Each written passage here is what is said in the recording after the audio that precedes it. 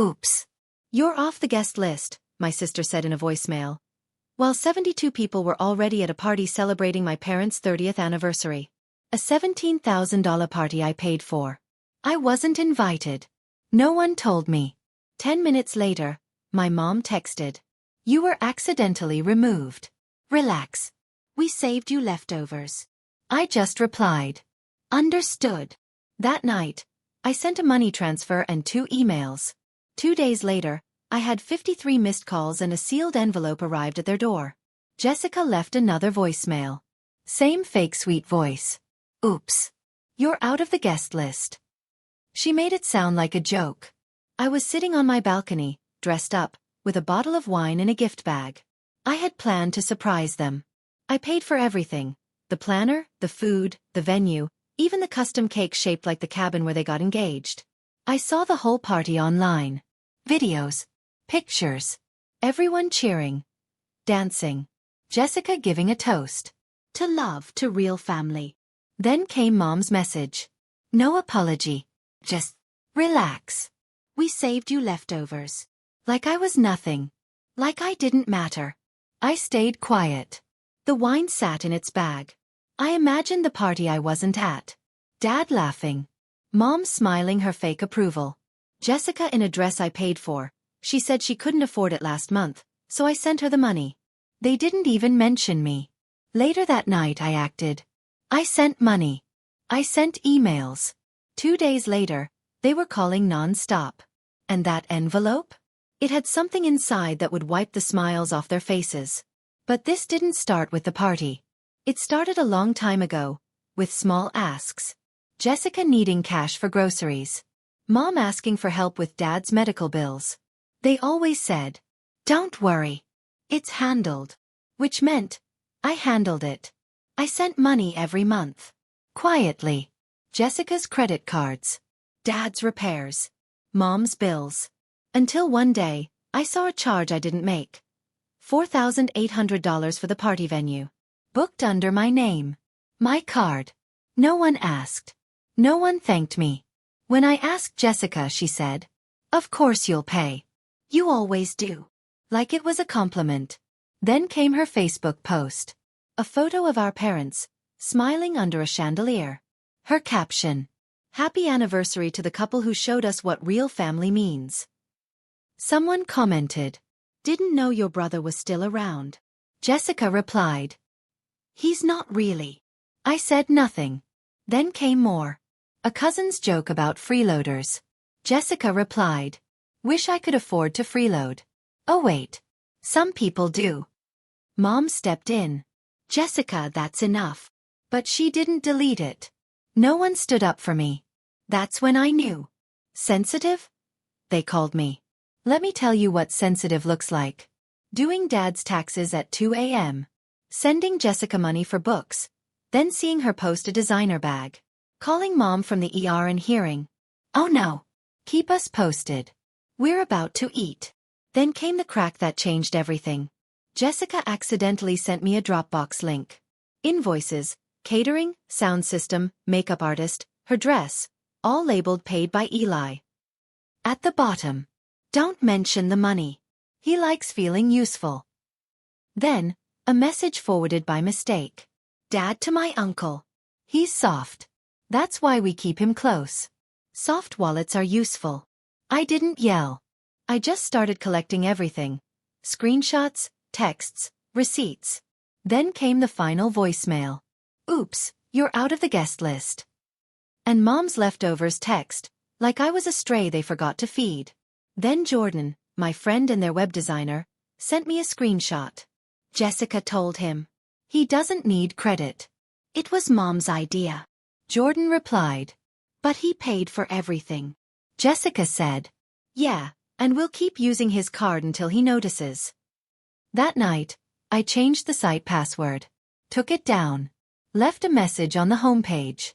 Temporarily unavailable due to unpaid debts. Jessica called 16 times. I didn't answer. Then came a login alert. Someone tried to reset my password from her house. Then a call. Voicemail again. Dad this time. You made your choice. Don't expect us to play nice anymore.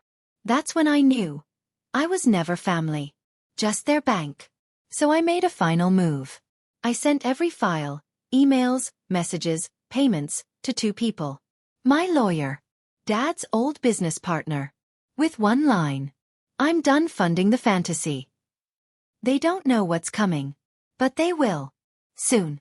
They called it a family reconciliation dinner. Like saying that word would somehow erase everything they'd done. The invitation came from Mom. A carefully written message. Let's talk. Just us. No drama. Just family. Just family. That made me want to laugh. They chose a quiet, neutral restaurant. Soft lighting. No sharp corners. The kind of place where no one asks questions if someone starts crying during dessert. I arrived exactly on time. They were already seated. Mom, Dad, and Jessica. Napkins folded. Menus untouched. Like they'd planned this moment. Jessica wore white. Probably to look innocent. Dad looked angry and uncomfortable. His shirt was too neat for someone who never irons. Mom had that forced smile she always used when things were falling apart, but she wanted people to pretend everything was fine. I sat down. I didn't say hello. Jessica started speaking first, of course. Her voice sweet, rehearsed. I know there's been tension. Things got misunderstood. But I just want to say. She paused, glanced at Mom. I forgive you. Forgive me? I blinked in disbelief. Then Dad leaned in. His voice low and tight. Let's stop this mess. We're not perfect, okay? But you're the one who made it worse. You didn't have to destroy everything. Mom gently touched my wrist. We're your family. We make mistakes. But that doesn't mean you tear everyone down. I didn't respond right away. Then I pulled out my tablet. I brought something. Jessica jumped like I'd pulled a weapon. I tapped the screen and connected it to the small TV above the bar. I had called the restaurant earlier and arranged it. The waiter looked surprised, then interested. Now, the whole restaurant could see what I had. Slide 1. Screenshots. Jessica's email to the party planner. He doesn't need to be invited. He'll pay anyway. Dad's message to Uncle. As long as the boy pays, I'll let him think he matters. Mom's DM to Jessica. Just delete his name from the guest list. We'll say it was a glitch. People at the next table gasped. No one at our table said a word. Slide 2. Audio clips. I played one out loud. Jessica's voice. He's obsessed with being needed. All I have to do is cry and say, but you're the only one who can help, and he gives me money. Someone laughed in the background. Jessica's face turned pale. Slide 3. Bank statements. 10 months of transfers. All from me. To Jessica. To Mom. To Dad. No repayments. No thank you. Just the word. Handled. Then I said, this is Jeremy. A tall man stepped out from the corner. Jessica froze. It was her ex. He walked calmly to the table with a folder in his hands. He opened it and spoke. Jessica, I told you if you ever did this again, I'd come forward. He placed papers on the table. Messages she faked during their breakup, lies she told to frame him for harassment. There was even a file from her laptop named Plan B, How to Ruin Him. Then he turned to my parents and said, she's been doing this for years. You let her. You ignored it. And now, you used your son the same way. Silence followed. Heavy. Awkward. No one spoke. My father stood up. Get out. You're not part of this family. I stood too. You're right, I said. I took a deep breath. I'm not. I looked around the room. People were watching. My name is Eli, I said. I paid for this family's survival for 3 years. Rent. Groceries. Medical bills. Insurance. Even this party. Cake, chairs, champagne, 72 guests. I paid for all of it. Then I pointed at Jessica. She deleted me from the guest list. My own sister. My name wasn't forgotten. It was removed. I looked at my mother. You called it an accident and said, relax. We saved you leftovers. She tried to speak, but nothing came out. I turned to my father and looked him in the eyes. You told me. You made your choice. You're right again. I pulled out a small envelope from my coat and placed it on the table. This is a cease and desist letter. You're not allowed to use my name, image, money, or anything connected to me. If you do, I'll sue, and I'll win. I turned to leave. My dad grabbed my arm. You think this makes you powerful? I shook him off. No. It makes me free. On my way out, I stopped at the bar and nodded toward the TV screen still showing all the evidence. Leave it up for 5 more minutes. Sure thing, the waiter said. They were expecting a meltdown. A loud fight. A dramatic text at 2 a.m. They thought I'd scream or post something online they could brush off as emotional. But I didn't give them anger. I gave them silence. Step 1. I cut the phone line. The number they used to call for help. Gone. Disconnected. Now when they dialed, all they got was, "This number is no longer in service." Mom probably stared at her phone, thinking she dialed wrong. She didn't. I had already set up a brand new phone. New number. New plan. No shared contacts. No family tracking. No more access. Step 2. I cut the money. I logged into my accounts. Jessica's emergency rent? Cancelled. Mom's Amazon Prime? Cancelled. Dad's PayPal, secretly linked to my backup card? Disabled. I also found something worse. Jessica had logged into my savings account. Twice. Once at 2:14 a.m. in December. Once while I was asleep on a flight. I called the bank. That's fraud, I said. They froze the account and launched an investigation. Step 3. The mortgage. 3 years ago, I co-signed so my parents wouldn't lose their house. They promised it was temporary. But they never changed it. I called the mortgage company. I want to remove my name. The rep asked, "Is this because of a separation?" Yes, I said. A full one. If my parents couldn't qualify on their own, they'd have to refinance or lose the house. I didn't hesitate. Go ahead. Then I opened the folder I had labeled. In case they burn it all down. Inside were Dad's fake veteran documents. Screenshots of Jessica asking for my login. An email where Mom forwarded my payslip to her friend, who was really their financial planner. I sent everything to my lawyer with one line. Activate everything. He didn't ask questions. He knew what to do. 2 hours later, legal letters were on their way. Notarized. Certified. Heavy. Serious paper. Each one said the same. Stop using my name, my info, or anything connected to me. Any further contact will be considered harassment and handled legally. Then I made one more move. I called the VA fraud department. Anonymous tip. Attached proof. It triggered a quiet audit of my dad's records. While they scrambled, I signed a lease in Chicago. A small loft. Clean. Bright. Far away. I sent the deposit, booked movers, confirmed remote work. Then I shut down the bakery site. Yes, the one I paid for. With family photos and a sweet story written by Jessica. I changed the password and took it offline. The homepage now said just one thing. This domain is no longer available. No big speech. No revenge rant. Just silence. 3 days later, Jessica tried to reach me through an old friend. Please. It's not about money.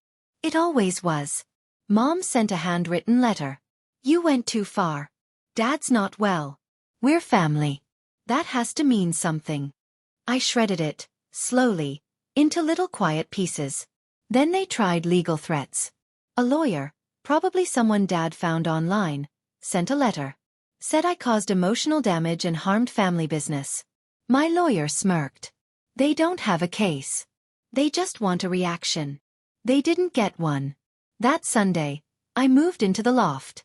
I placed my one suitcase in the middle of the empty room. Opened the only box labeled for after. Inside were my high school diploma, a photo of me alone on a hiking trail at 12, and a bottle of wine I once bought for the anniversary party. I poured a glass. Sat by the window. Watched the city. No shouting. No guilt. No weight on my shoulders. just peace. And this time it was mine. It took me 3 weeks to stop seeing silence as punishment and start feeling it as peace. At first, in my new place in Chicago, I kept checking my phone. Out of habit. Like a reflex. No calls. No texts.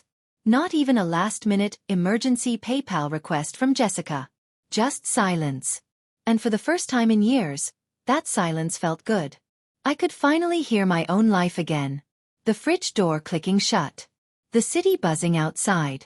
My footsteps in a hallway that belonged only to me. I didn't reach out to them.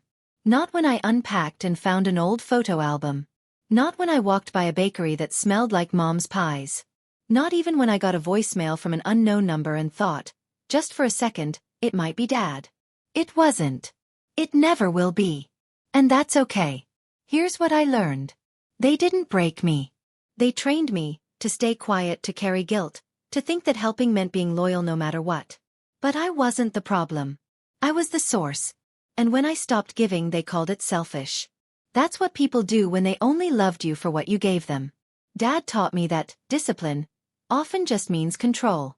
Mom showed me that silence means you agree. Jessica taught me that family can be used like a weapon. And me? I finally taught myself to walk away. A week ago, I got a letter. No name. No return address. Inside was an old photo. Me and Jessica as kids, eating popsicles in the backyard. The corner was torn and taped. On the back, in rushed handwriting. You really going to throw this away? No name. But I knew who sent it. I looked at it for 5 seconds. Then I folded it, slowly, and dropped it in the shredder. Because the same hands that sent that photo once deleted me from a guest list like I was nothing. I don't keep what treats me like nothing. Since then, I've built something. Not a business, not a revenge plan, just a life. A quiet, simple life that's actually mine. I buy groceries and know they're for my fridge. I pay rent without worrying about overdrafts because of someone else's crisis. I sleep without wondering if I'll get a late-night emergency call. My mornings are calm. My money is my own. And now, when I say no, my voice doesn't shake. And in that peace, I've realized something important. I don't want an apology. I want distance. This morning, I wrote one last letter. No anger. No emotion. Just facts. I put a copy of the house keys inside. Not the originals. Those were long gone. But the message was clear. I mailed it to their house. Inside it said, keys returned. Family not included. No forwarding address. I don't know what my dad looked like when he opened it. Or what Jessica said. Or if Mom cried. And for the first time ever, I can honestly say, I don't care. They don't get to call me dramatic. Or selfish. Or ungrateful. They had years to treat me right. Instead, they buried me under guilt and silence and hoped I'd stay quiet. But I didn't. So here's the truth. I'm not a villain. I'm not a savior. I'm not waiting for closure. I'm gone. And they're not coming with me. Let my silence say what words can't. Let them raise their glasses to the stories they've made up. Let them guess, scroll, whisper. The one thing they'll never get again is access. The last time I held my old phone, I paused. It still held all their noise. Texts, missed calls, guilt trips. I placed it in a drawer. Locked it. Walked away. No anger. No drama. Just freedom. And that's the real ending. No explosion. No shouting. Just a quiet truth that finally belongs to me.